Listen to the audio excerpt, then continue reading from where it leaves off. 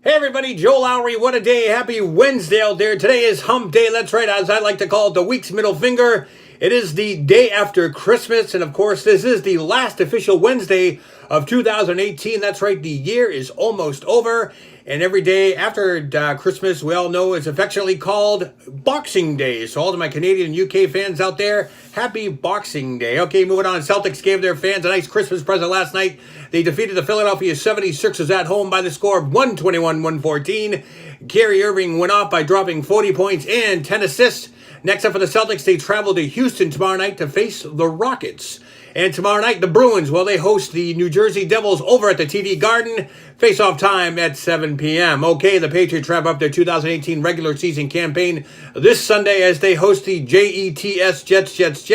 That, of course, is at Gillette at 1 p.m. Now, currently, the Patriots have secured a second seed in the playoffs, and they can lock that up with a win. However, there are some scenarios out there, very bleak ones at best, that in which they can claim the number one seed. And the quickest way for them to do that is to, A, they need to beat the Jets on Sunday, and they need a combination of the Kansas City Chiefs losing as well as the LA Chargers losing. Now, that's a monumental task as the Chiefs play the lonely Oakland Raiders and their Chargers finish up against the hapless Broncos, but nonetheless, those are meaningless games. But the way the season in the NFL has been played out this week, anything can happen. And meanwhile, Tom Brady was on an interview today with West One Run Radio, in which he said he plans on not retiring next year, but he plans on playing a couple of years beyond 2019. TB12 said he has never felt greater, and he wakes up every day fulfilled with what he's doing. Now, this should no doubt end speculation on whether or not Brady is battling a knee injury or not, or if he plans on retiring, neither of which seems to be on the radar at this time. Now, with today being the day after Christmas and historically the second busiest shopping day of the year, forecasters have already released some retail spending numbers, and it's all good news. Now, although the stock market rebounded today, it has been nosediving, and compound that with the partial government shutdown. Americans did not seem to care as they did some big consumer spending. The numbers between November 1 and December 24th were up 5.1%, which translates into over $850 billion spent nationwide. That's right, online sales assisted with this number as sales increased 26.5%. Experts said that the stronger than usual Black Friday combined with the jump on Christmas shopping also helped with some of those numbers. Retail giants Amazon, Walmart, and Target, well, they led the way with strong sales. The final number will be released right after the new year. Well, as I mentioned earlier on Facebook today marks the 35th anniversary of what would turn out to be the beginning of a tumultuous and changing time in the world of professional wrestling.